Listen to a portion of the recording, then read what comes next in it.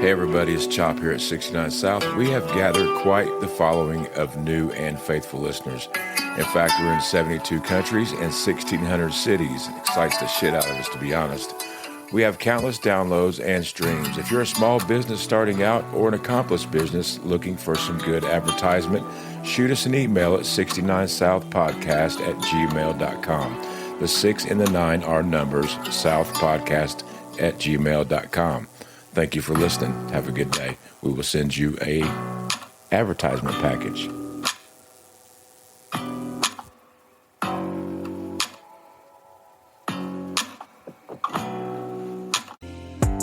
Welcome everyone to Podcast 69 South, where we cuss and discuss true crime, cold cases, current events, and hot topics, along with our state of society today. This is your trigger warning. Our podcast content is produced for adult listeners 18 years of age and older. We discuss situations that may be offensive and triggering to some listeners. Sit back, relax, and enjoy. 7-year-old Janet Mello. This was her first court appearance after being charged with mail fraud and aggravated identity theft.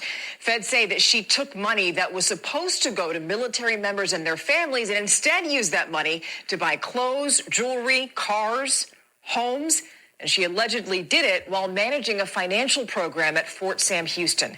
If she's convicted, Mello would face jail time and also be forced to turn over whatever she got as a result of the alleged crime. Welcome back to 69 South, everybody. We hope you had a good time since the last time. I'm your host, Chop, and with me always is my beautiful co-host, Julie. How are you doing today? I'm amazing.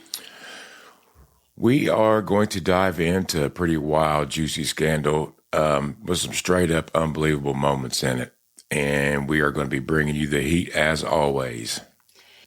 Today, we're diving into a story so wild, it's going to make your jaw hit the floor. We're talking about Janet Mello, a.k.a. the Gucci Goddess, a woman who pulled off one of the biggest frauds in U.S. Army history. Over $100 million stolen. Y'all, I'm talking about mansions, Maseratis, and more bling than a rap video. This ain't just a scam, it's a lifestyle.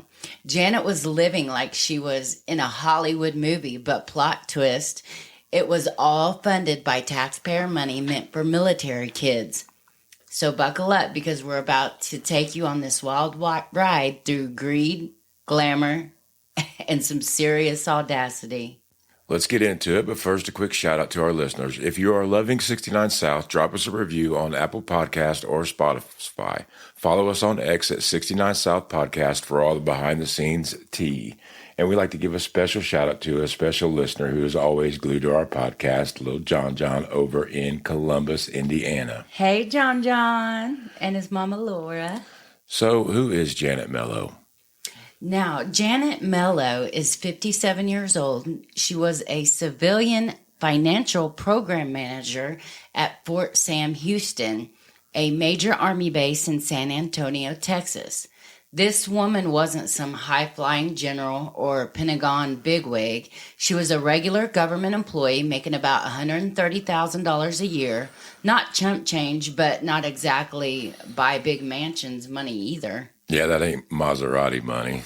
But she's got a good job, benefits, probably 401k. But Janet, she wanted a whole lot more. And not just a little more, like millions more. So how does a desk jockey pull off a $109 million heist? Spill that tea for us, Julie. It all starts in 2016. Janet's working in the Child and Youth Services Department at Fort Sam Houston, specifically having handled funds for the 4-H Military Partnership Grant Program. This program is supposed to support kids of military families.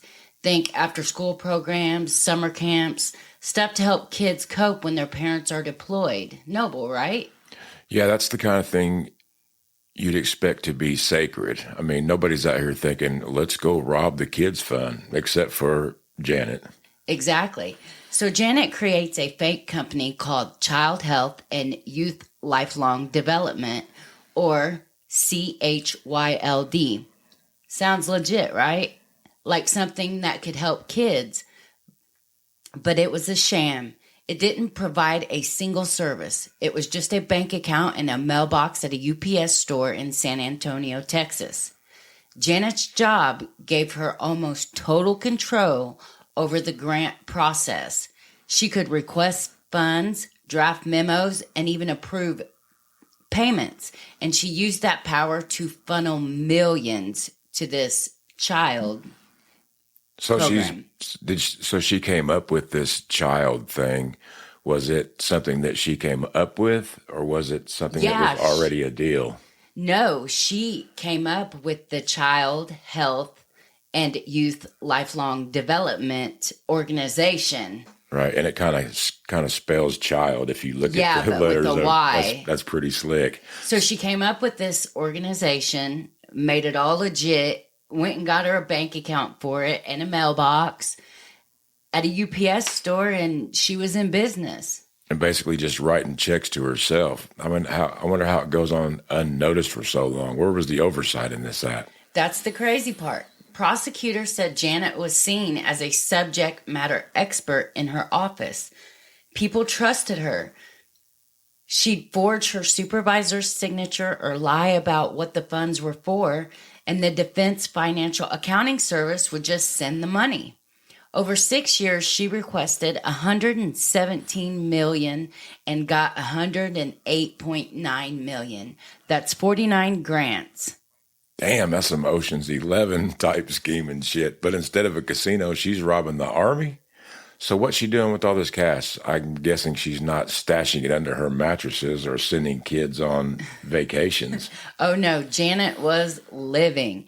She and her husband, Mark Mello, went on a spending spree that would make the Kardashians blush. We're talking 31 properties across 5 states: Texas, Colorado, Maryland, New Mexico, and Washington. One mansion in Preston, Maryland was $3.1 million with 8 bedrooms, 12 bathrooms, and 55 garage spaces. 55. Who needs that many? 55 garages? Was she parking in there a tank, an army tank? Close. She bought 82 vehicles, including a Maserati Gran Turismo and a 1954 Chevy Corvette, a Mercedes-Benz GLS 63, and a Ferrari Fratelli motorcycle, and a $239,000 Range Rover. Wow. Plus 42 motorcycles and a motorhome. And that's not all. Over 1,500 pieces of jewelry, some costing as much as $923,000. And this was in a single day's purchase. So there was designer handbags from Gucci, Louis Vuitton, Coach. Delivery drivers were dropping off so many packages, they nicknamed her the Gucci Goddess on social media. That's wild. I mean, you'd have to have 1,500 pieces of jewelry. I mean, you can't be riding around in a Maserati with some goat on a road type shit. Just a dollar store handbag, you know what I mean? Yeah. And nobody's asking questions. I wonder how she's explaining all this to her coworkers. I mean, she makes $130,000 a year, but she's driving around, $250,000 cars. Well, get this. She told people her husband was some rich tycoon. An acquaintance said Janet would roll up in a Mercedes or Land Rover, flashing expensive jewelry, saying, "Oh, it's a gift from my rich husband." Meanwhile, Mark Mello wasn't charged. So either he was clueless or just along for the ride. How can you be clueless? There ain't no way you're clueless. Literally $130,000 salary. No, just 42 motorcycles appear, 50 cars. I mean, you start coming home with Maseratis and shit, I'm going to be like, babe, what the F is going on? That's some next level audacity for sure. But you know what they say, live fast and crash hard. So let's talk about how she got caught. The IRS, they noticed her tax returns didn't add up. She included CHYLD, this organization, on her personal taxes, but underreported her income for years. 2017, 19, 20, 21, and 22. Her lavish lifestyle was screaming a red flag. And Lucy Tan, an IRS special agent, said Mello's penchant for extravagance is what brought her down. In August of 2023, the IRS and Army investigators raided her San Antonio home, and the whole scheme was unraveled. Taxman always comes a knocking. Let's dive into the courtrooms and the seizures and what happens when the old Gucci goddess loses her crown.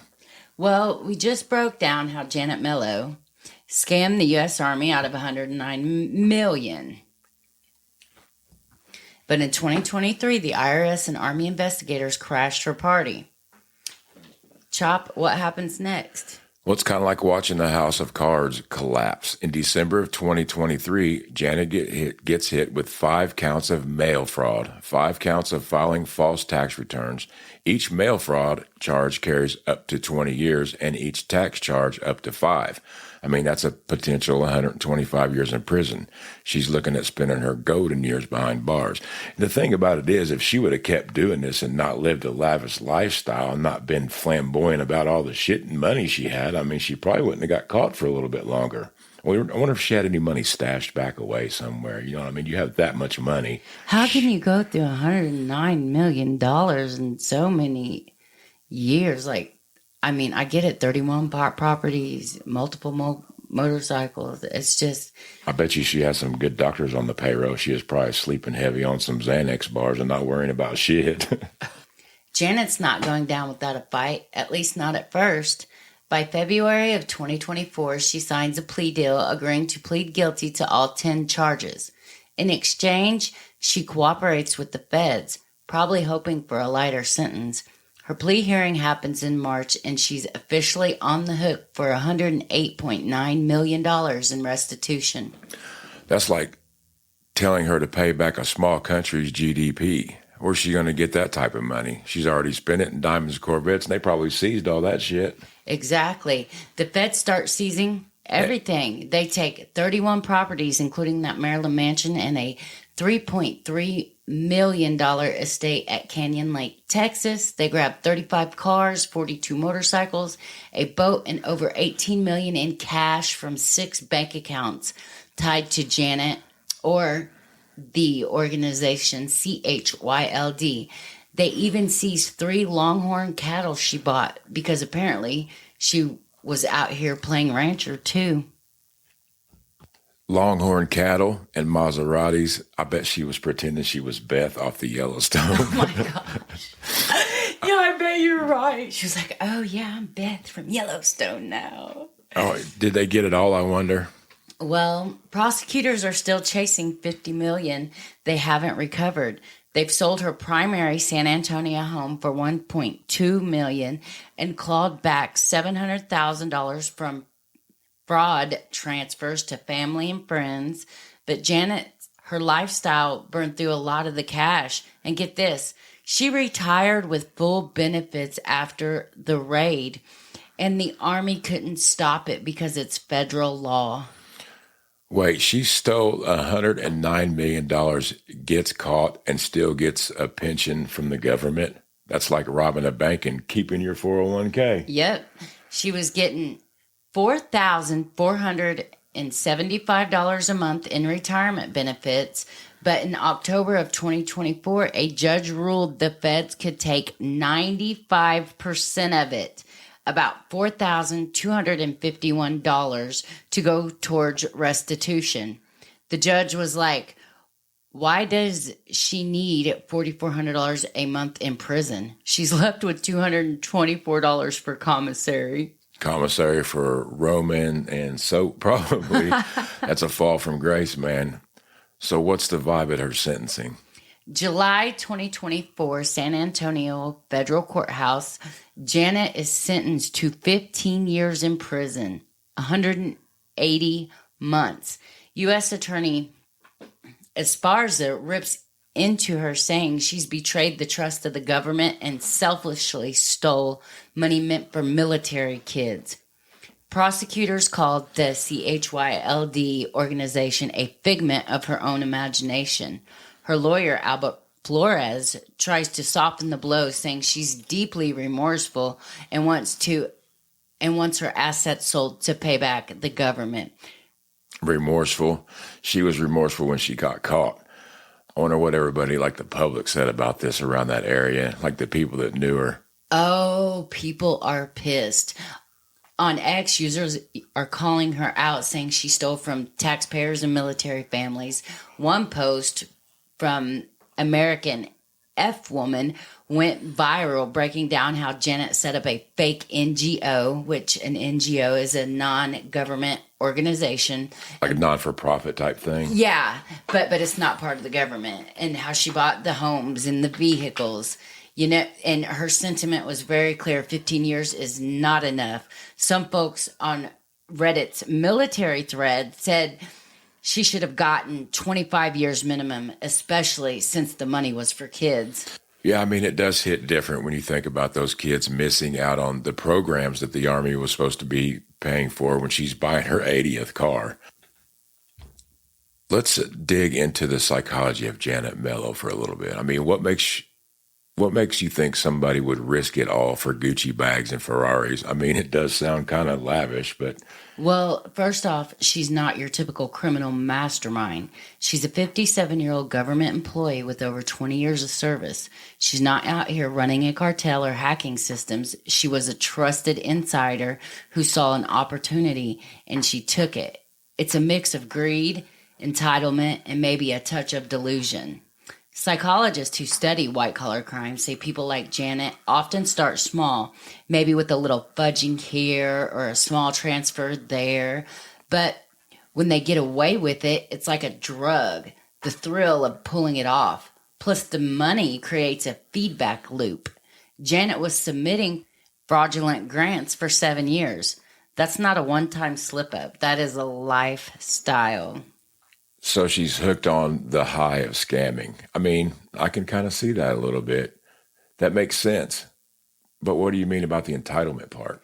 Prosecutors hinted at this in court. They said Janet thought she deserved this money. Like she's working hard, managing these funds, and maybe she felt underappreciated or underpaid. So she creates the CHYLD organization and starts siphoning cash, convincing herself it's not really stealing. It's like, I'm just taking what I'm owed. That's some real mental gymnastics. But I can see it. I mean, folks justifying their dirt like, I earned this. I mean, what else is going through her head? There's also the status angle. Janet wasn't just spending money. She was flaunting it. The 82 vehicles, the 1,500 pieces of jewelry, and the daily Gucci deliveries. She wanted to be seen as a big shot. Sociologists call this the conspicuous consumption. It's not enough to have money. You got to show it off. That's why she's got drivers calling her the Gucci goddess. She's building this persona, this fantasy life. We'll be right back. Hey, 69 South listeners, let's talk about protecting your home with Bulldog Roofing Company. Indiana's wild weather, blazing sun, pounding rain, heavy snow takes a toll on your roof. Bulldog Roofing's top-notch roof tune-up has you covered. They'll inspect your roof, clear debris, secure loose shingles, seal leaks, and clean gutters, stopping costly problems before they start. They also optimize your roof's ventilation to keep your home energy efficient. It's the ultimate roof tune-up. From pipe boot replacements to new roof construction, tear-offs, shingle or metal roofs, and custom chimney flashing. Bulldog does it all. Don't mess around with the top layer of security for your home. Call Bulldog Roofing now at 317-996-ROOF. That's 317-996-7663. Tell them 69 South sent you and get $25 off. Trust Bulldog Roofing to keep your home strong and secure no matter what the weather. It's kind of like she was trying to be the star in her own reality show. But what about her husband, Mark? Do you think he's riding shotgun in this fantasy, or there's no way he's just clueless about that? That's murky. Mark Mello hasn't been charged, which suggests that prosecutors don't have enough evidence that he was directly involved. But he's living in these mansions, driving these cars. It's so hard to believe he didn't suspect something. Some speculate he turned a blind eye, enjoying the perks without asking questions. Others think Janet kept him in the dark, feeding him the quote-unquote rich husband story she told everyone else. But what was it? Oh, my grandpa left me a trust fund, or maybe she told him she was a Saudi princess. $1 million sugar daddy or something. I don't know, man. That's an awful lot of money to be hiding, an awful lot of stuff to be hiding. Maybe he just was having a ball, you think? Well, yeah. Either way, he's living a dream until the feds show up. Let's zoom out. How does a scam this big go undetected for 7 years? Where's the Army's accountability? That's the real scandal here. The Army's grant system was a mess. Janet had near total autonomy, requesting funds, drafting memos, approving payments. Her office saw her as an expert, so nobody double-checked her work. Prosecutors said, and I quote, "No one ever questioned the submission of the payment request." That's a systematic failure. The Defense Financial Accounting Service was just rubber stamping her proposals. So you're telling me like there's no red flag when $109 million is going to a UPS store mailbox? I mean, nobody's like, hey, maybe we should audit this shit. Nope. And it's not just the Army. Government fraud is a huge, huge issue. A 2021 GAO report found that federal agencies lose billions of dollars annually to improper payments. Some legit errors, some straight up fraud. Now, Janet's case is extreme, but it's not unique. Weak oversight, outdated systems, and overworked staff create loopholes scammers can exploit. So after Janet's case blew up, the Army said they're reviewing their grant process, but specifics are scarce. They're probably tightening controls, adding audits, but it's a big bureaucracy. Change takes time, and meanwhile the damage is done. And all those military kids lost out on $109 million worth of programs. It sounds like she had more than one job. Maybe they should have been paying her a little bit more. It sounded like she had control of 2 or 3 different ends of the grant system, how she was getting away with it. Well, she was making $130,000 a year. I mean, that's pretty good money. Yeah, that's not bad money at all. Not $109 million in 7 years, but no, not close. It's damn near one, ain't it? I mean, why do you think that people are so obsessed with this story? It's all over X, Reddit, and even mainstream news. I don't know. I think I was kind of obsessed with it when I heard about it, too. It's the audacity for me. I mean, Janet's out here stealing money from military kids to buy the Maseratis and trying to live like she's on Yellowstone, plus the Gucci goddess nickname. Kind of catchy, I think. It's got a larger-than-life vibe that makes you want to know more, in my opinion. I also think it taps into a few things. First, there's the outrage factor. People are furious. She stole from a program for kids. And then people are mad because 15 years isn't enough. Or how dare she? It's the betrayal of trust, especially since she worked for the Army, which is supposed to be about duty and honor. Yeah, that's what makes it a little bit harder. Military families sacrifice so much, and she's out here treating their kids' funds like a personal piggy bank. What else is driving the fascination, you think? The glamour. Janet's lifestyle is straight out of a music video. Mansions, cars, jewelry. We're drawn to that excess, even if we're judging it. It's like watching lifestyles of the rich and famous, but with a criminal twist. And the Gucci goddess moniker, it's a perfect for, influencer obsessed culture. She's like a villain in a reality show. That's a fact. It's like she's the anti-hero we love to hate. But there's also a how'd she get away with it angle. People are shocked the Army let it slide for 7 years. It makes you wonder what else is slipping through the cracks. You know what I mean? Right. It feeds into distrust of institutions. When you hear about $109 million vanishing, you start questioning everything. Government, military, you name it. And Janet's story is a warning. Unchecked power plus opportunity equals disaster. It's a case study in what happens when systems fail. All right, let's switch gears. We're going to take some questions from our live listeners on X.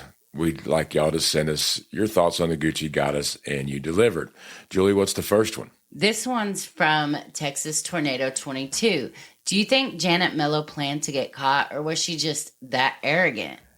Great question. Yeah, I don't think she planned to get caught, little Texas Tornado. I think she was too deep into fantasy.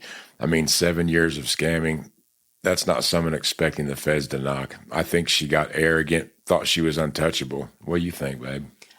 I agree. She was drunk on power, but I also think she got sloppy. Underreporting her income on taxes was a rookie mistake. If she'd been more careful, she might still be out here buying Ferraris. Arrogance and carelessness, that's what did her in. We got another question from a South Side skeptic. What's the deal with her husband? Was he in on it or just clueless? We touched on this earlier, but it's a juicy one. Mark Mello wasn't charged illegally. He's in the clear, but living in a $3.1 million mansion and driving luxury cars, he had to suspect something. My guess is he didn't ask questions because he liked the lifestyle, and there's always plausible deniability. Yeah, he's probably like, don't mess up a good thing. You know what I mean? Don't ask, don't tell, like the Army once said. Yeah. Oh, yeah. Do y'all wonder if the Army has learned its lesson, or is this going to happen again? Tough one. The Army's saying they're tightening up, but big bureaucracies move slow. Without serious oversight, regular audits, cross-checks, fraud detection software, this could totally happen again. Not to Janet's level, but maybe smaller scams, definitely. Like you were saying earlier, I did see where people were talking good and bad about this, like she was some people's hero and some people's villain. I mean, what kind of legacy you think the Gucci Goddess is leaving behind with this? A cautionary tale, at best. Her story's a reminder that greed can blind you and systems need to be airtight. Plus, she's a pulp culture moment. Gucci Goddess is going to be shorthand for epic scammer for years. I do have to say, man, it had me kind of dreaming, and, you know, just a little bitty part of me was wishing I had 80 motorcycles and 55 car garages and well, shit. that's normal, doesn't? I mean, a lot of people wish they had. I'm not saying excessive amounts of stuff like that, but I guess it's like how everybody likes the Scarface movie. You know what I mean? Not everybody wants to go out here and sell kilos of cocaine, but everybody wants the power and the money, and you know what I mean? And that's what it was for her. That's exactly what a lot of the people that are talking about this and was kind of giving her props, like, you go, girl. I seen some people saying shit like that on there. But, you know, for me, the betrayal, you know, Janet wasn't just stealing money. She was stealing from military kids whose parents are deployed overseas for months and years at times, who need these programs. And these programs are focused to help these children cope with the stress of their parents being gone and stuff like that. And the fact that the Army systems let this go for 7 years, that's a wake-up call. Oversight matters, but, you know, trust, but verify. I mean, it had to be a whole lot more paperwork involved than just simply writing a simple grant. I mean, well, apparently she was a good grant writer. She must have been damn good at it. It makes you think what other schemes or stuff like that go on. I'm sure there's a lot smaller ones that people are getting away with that, you know what I mean? They're just like getting unchecked. Who else in our government is out here pretending they have these organizations and writing money or writing these grants to get this money, and then it's going unchecked and unverified? I bet there's all kinds of people doing that. I bet it's a lot of stuff, and it's almost kind of like the school system things that we've been diving into a little bit. It seems like some schools, not saying any names or anything, but we've seen several instances where schools were maybe non-reporting stuff as soon as they should have, or maybe changing the logistics of how their school year went. You know what I mean? Mm-hmm. And I think a lot of that has to do with funding. It may not be as a lavish of a scam like buying Maseratis and shit, but people who are trusted and write up the paperwork goes unchecked. You know what I mean? It could be just tiny shit here, tiny shit there. And it all adds up in the end. We appreciate you being with us this week, and we hope you enjoyed the story of the Gucci goddess. We sure enjoyed telling it to you. Well, that's a wrap. Until next time, keep it real and keep it 69 South. Until the next episode, have a good day, a good evening, whatever.